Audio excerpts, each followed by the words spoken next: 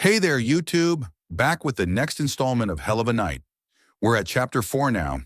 That being said, check out my posts on Archive of Our Own or Fanfiction.net when that site is working to keep up to date. I will be staying at least 2 chapters ahead before posting a video.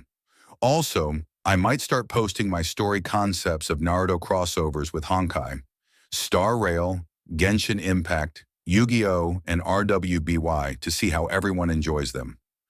Like and subscribe if you enjoy this content. Let's get to part 4 of Helluva Knight. Today took a turn. Naruto had not expected this. He had adjusted to the daily work cycle when there was a job, and adjusted to it. It was pretty relaxed most days. Blitzo was always making some impulsive decisions, especially with his spontaneous spending or taking an odd job, and he meant strange by the standards of hell. Where did he find these clients? And he accepted everything. Didn't matter who the target was. That was driven home when he flat out killed that kid on the day he joined IMP. Yet Naruto couldn't complain. When he was much younger, he would have interjected at such immorality. He fought against such actions for the longest time and tried to reason with the denizens of heaven and hell. Even this universe's humanity. It was why Lucifer was drawn to him and brought him in. Naruto was different than most here, and he tried to shield him from the rest, tried to find him a way home. He almost had to laugh. Of all the people to show him kindness, it was the ruler of hell. Ironic, but he saw firsthand how hell wore on a good soul, and how his depression weighed heavily on his soul. It eroded them, left them hollow in various ways. If only they could protect Charlie from such a fate eerily similar to his own. Okay, we've got a job. Blitzo kicked open the door to his office, startling Millie and Moxxie as they sat conversing in the break room. Loona didn't even budge as she lounged at the desk. Naruto perked his head up, pushing off the wall he was leaning on. He had been carefully listening, having heard Blitzo's phone ring earlier. If Blitzo was talking to whom he thought, this could be interesting. Who's the target? Naruto asked. Not really a target this time. Blitzo sighed and shook his head. Stolas called and asked for a favor. Ah, explains the book. Naruto knowingly tilted his head to the side. You don't know the half of it, Blitzo scoffed and turned to Millie and Moxxie. So here's the skinny. We were asked to be Stolas's bodyguards. Apparently, he wants to take his daughter to Lulu Land. Lulu Land! That place is so fun! Millie energetically beamed, bouncing wildly in place. Ah, yeah, whatever. Blitzo raised his brow at Millie. He followed with an eye roll. I want everyone to... As the door opened, Blitzo was unable to discuss the plan with his team. A young, pale sinner stepped into the office nervously, her brilliant pink hair parting from 2 horns that poked out from the top of her head. Is this... immediate murder professionals? The young sinner stumbled over her words, barely able to get them out. Brilliant deduction, genius. What did you want? We don't do freebies. Blitzo glowered at the young, measuring the young sinner. Sir, we have done several jobs for free. Moxxie corrected his boss, much to Blitzo's agitation, before addressing the young sinner. What's your name, little girl? And why are you here? Naruto added, his stomach flipped uneasily.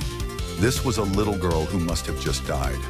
What could she have done not to be accepted from above? And more importantly, who did she want dead? I'm Kay. My name is Lucy.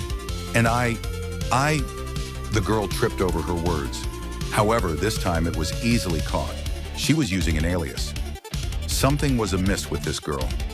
Want you to kill the kids who murdered me and my dog. Are you okay? Loona's voice barely registered to Naruto. In their human disguises, they strolled the streets of the bustling city. The school where her murder took place was across the street.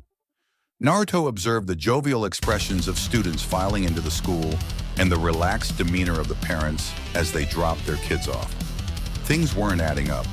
Everyone was proceeding with their days as if a murder hadn't taken place. It was as if they were covering the incident up. No, Naruto snarled, crumpling a newspaper into a ball and tossing it into a nearby bin. I don't handle the murder of children well. And these people are treating her as if she weren't missing. Yeah, I get that. Loona nodded, her gaze tracing the paper Naruto had thrown. So why are we here instead of in there? We know who did it from what Lucy told us. There's more going on here than just a simple murder. Naruto caught several people who seemed to be teachers and staff awkwardly staring at the two of them. Acting as if he didn't notice, he motioned for Loona to follow. We're gonna have to be careful. We've already attracted attention. Loona traced Naruto's sight and caught the people observing them as well. She repressed the urge to growl and walked in stride with him. They're covering it up. Might have to add a few to the list. My list is ever growing. Naruto's eyes sparkled, noticing a pair of police officers at a nearby donut shop. A wide grin crossed his lips and gauged Loona carefully. What? Loona skittishly winced at Naruto's gaze. It was a little much. Did he like her human form that much? I might have an idea to get free access. Naruto wildly grinned and jabbed his thumb toward the police. Think you can distract and lure them away? Blinking owlishly, a smirk appeared on Loona's features. She scoffed before confidently swaying her hips as she took point. Just watch me. I'll bring them over there. Just make sure to deal with them. I don't like getting my paws dirty. You do your job, I'll do mine, Naruto acknowledged Loona, watching as she made her move. But before he slunk over to the alley she pointed to, he wavered. His eyes caught on her hips. Naruto caught himself gawking and scoffed. Slinking into the alleyway, he awaited his chance to pounce.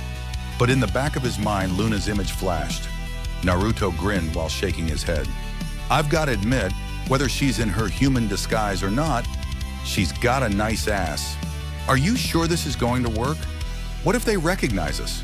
Loona whispered, fidgeting with the creases of her stolen uniform as they stood before the school entrance.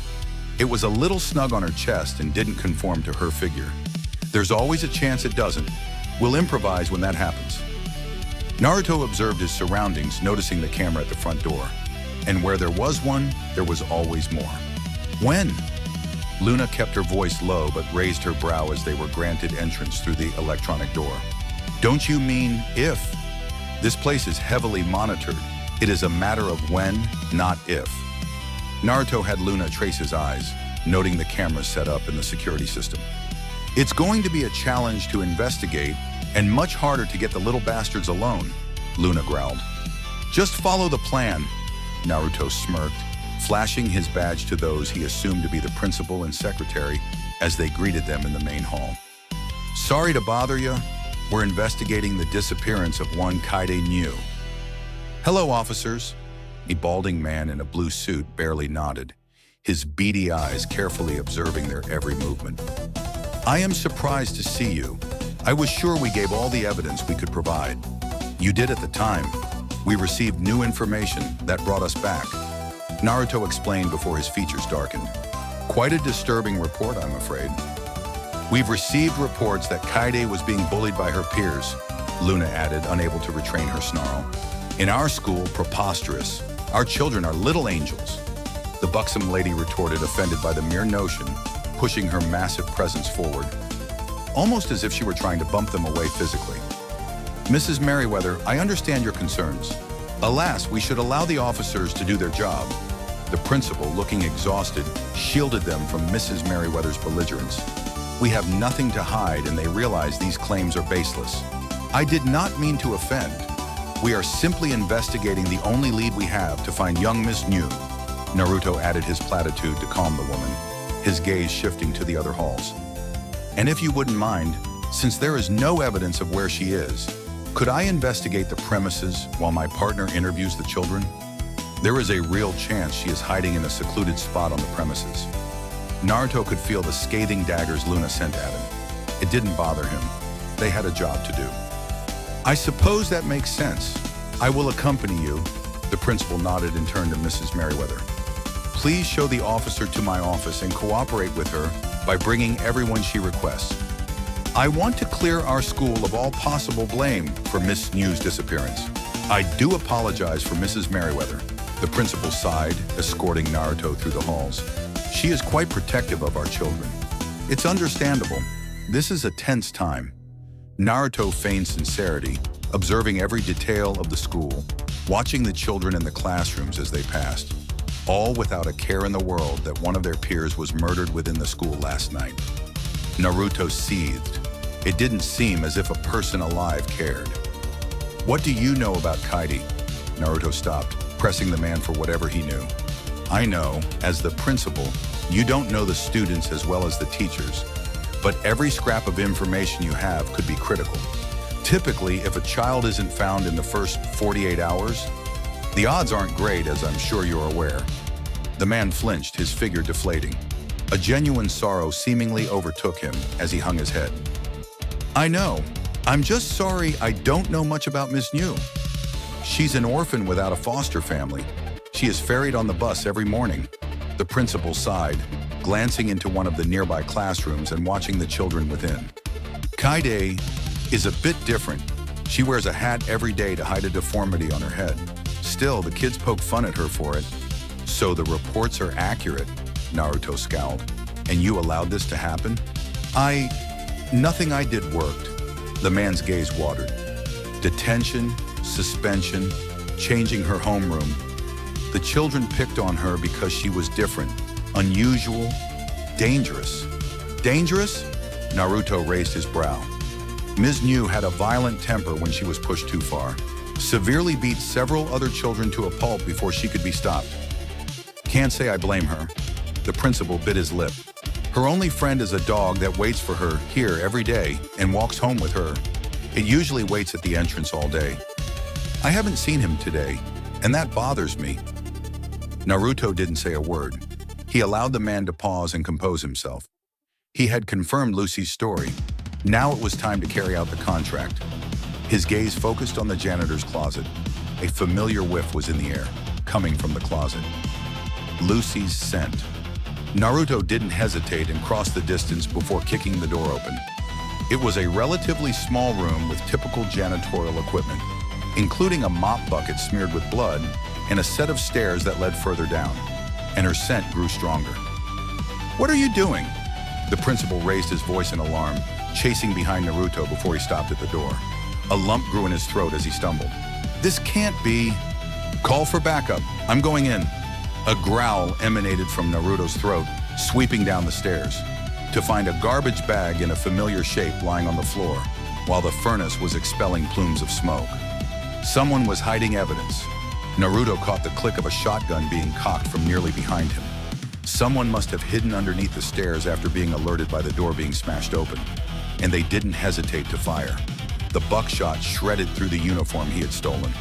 Wispy smoke billowed from where Naruto had stood as the force of the shot blasted away the uniform, and the janitor emerging from the shadows looked confused, cocking his shotgun again, prepping another round, scanning the room frantically. Huh? What the hell? Are you some kind of ninja or something? A bone-chilling laughter echoed from all around, causing the man to shiver. He then jumped and wildly fired behind him as his hand ran down the crook of his neck. Long ago I was... Naruto laughed as he stalked his prey through the shadows. Watching the man wildly try to load his double-barrel pump action, his eyes burned crimson as he blindly fired several shots, missing everyone. Naruto finally revealed himself, his demonic body burning in astral gold as he gripped the shotgun and ripped it out of the man's hand, knocking him down to the ground in the process. Lucy says hello. No, no! The man screamed, frantically attempting to scuttle away while begging for forgiveness. I'm sorry. Mrs. Merriweather paid me. I swear, she just wanted that weirdo kid gone. So I left the doors open last night and left treats out to lure the dog in. Naruto's eyes slitted, tossing the shotgun into the furnace. So she was involved. She would get what was coming to her. But first... Weirdo! Naruto snarled, his body flickering heatedly, morphing into a glowing fox head bearing its fangs. Alarms flared and light flashed. The principal must have set them off to evacuate the children, fearing what would be found. Good. Everyone needed to see what kind of monsters were contained in these walls. That weirdo was a child, you monster! Naruto hissed, his fangs nipping at the heels of the janitor as he wildly tried to find an escape. A child without friends beside a dog that's head was bashed in by those little fucks. I'm sorry, the man screamed, trying to scramble up the stairs. A golden tendril wrapped around his legs and tripped him, forcing him to gaze back in horror. I am a demon and you are more of a monster than I. Naruto's roar resonated, his maw opening wide. Hell have mercy on you, for I will not. With a flicker of golden light, the astral fox head lunged forward, chomping onto the janitor, thrashing him side to side, blood splattering as limbs flung off, and with a flip into the air in one last chomp. The janitor's blood bathed the basement as Naruto swallowed. Fuck Satan, children were annoying. Of course, they were going to deny they did anything, even as they made fun of Lucy for being different. Loona exhaled, repressing the urge to rip them apart. She had to wait for the signal before she could strike. Well, Mrs. Merriweather puffed up, preening over the bossy children. Are you satisfied? My little angels would never do such horrible actions. They are perfect in every way. I'm sure they are, Loona sarcastically responded, repressing the urge to roll her eyes. These kids were devils. They would fit right in at hell. Fulfilling the contract would be a mercy on those who had a chance to enter heaven, or at least give a chance. Harley, Angel, could you shut the door for me? Luna's eyes sharpened as Mrs. Merriweather spoke, meeting her arrogant gaze as she twitched, hearing the door to the administration office slam open. Yes, Mrs. Merriweather.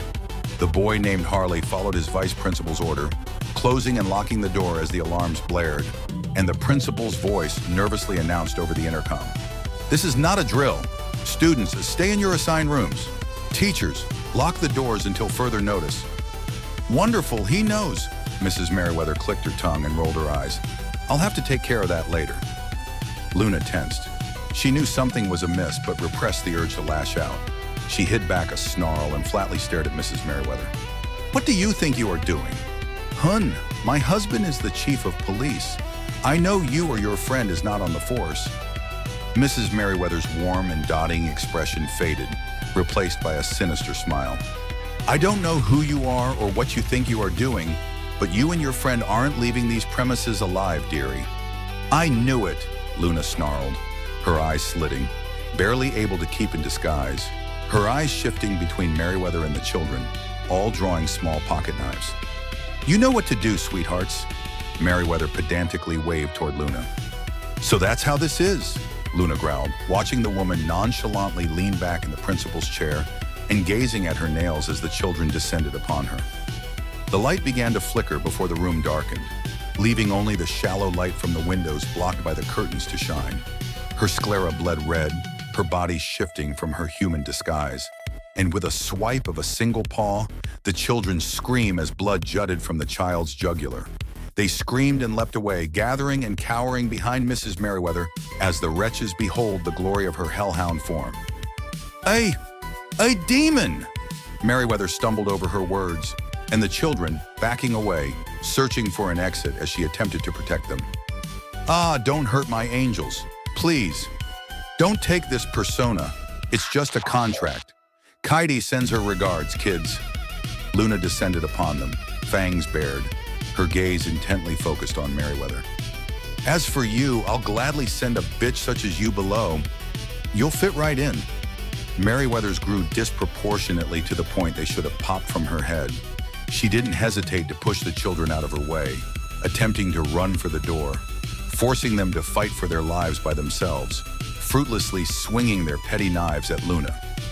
Yet the world rippled a tear sliced through it, an astral golden hand grasping around the fat woman's skull. And where do you think you're going? You've got a first-row ticket to hell with your name on it, and I'm the conductor. Naruto's roar and the woman's body began to combust with hellish flames as she was dragged into the tear, and vanished into the void as the blood child pooled on the floor. Loona groaned, staring at the stains on her fur, checking each of the bodies to ensure there weren't any survivors. Pulling out the spellbook, a portal opened. Asshole!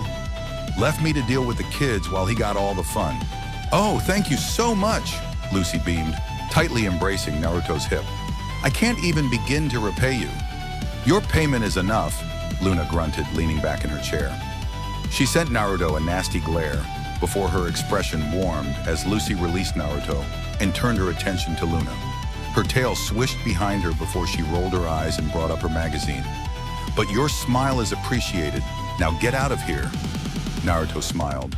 There was just something about the girl that was so precious, almost as if she still had her innocence. "You're right, I have something to do." Lucy's expression darkened and her teeth gnarled. 4 pink hand-shaped tendrils emerged from her back and began to buzz behind her frenetically. "When I find them..." "Ah!" Lucy's scream jolted Loona from her seat, forcing her onto all fours. All 4 of her tendrils flopped to the floor, wildly spasming and thrashing as they disintegrated from intense heat. Her eyes focused on Naruto, who loomed menacingly before a panicked Lucy. "What are you doing?" Loona cried, stunned, unsure how to act. Sure, their job with her was done. They didn't have a reason to serve her any further. But this was a bit much. But as Lucy cowered before Naruto, however, he simply knelt before her and sternly met her gaze. "Your debt with them has been paid. Your debt toward me has just begun. Come, I have a place to show you." Uncle Naruto? Charlie stood stunned at the counter, having conversed with Vaggie and some sort of cat demon who seemed to be running the front desk. "Damn, this place looks nice. Keeping the radio demon here may have its perks after all." Naruto whistled, glancing around the hellish hotel, impressed. With a chuckle in his throat, he approached Charlie. "I've got a favor to ask of you. I heard that and will accept that compliment as a formal apology." Alastair's voice resonated as if it were on an intercom. Naruto shrugged his shoulders. He would accept Alastair's place here. But if he stepped a foot out of line... "A favor?" Charlie ecstatically jumped at the chance. "You never ask for anything. I will help to the best of my ability." Naruto chuckled, tilting his head to a nervous Lucy beside him, clutching his hand. "You see, I ran into a job, and well, I need someone to look after this girl." "Really?" Vaggie stepped beside Charlie, her arms crossed. She glanced toward Lucy, scrutinizing the young sinner before exhaling. "Well, she doesn't look too bad." "She really isn't." Naruto shook his head, pushing Lucy forward to meet Charlie. "She can be violent, and she did hire a hit on those who killed her. But I think she can be saved.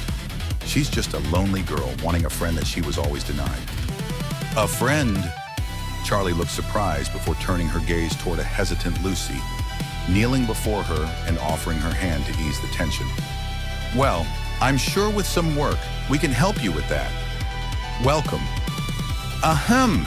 Alastair suddenly appeared and interjected, slipping between and pushing Charlie and Vaggie aside. Standing directly before Lucy, with his smile ever present, he extended his hand toward Lucy. "As the host, we welcome you and hope you enjoy your stay at the wonderful Hazbin Hotel.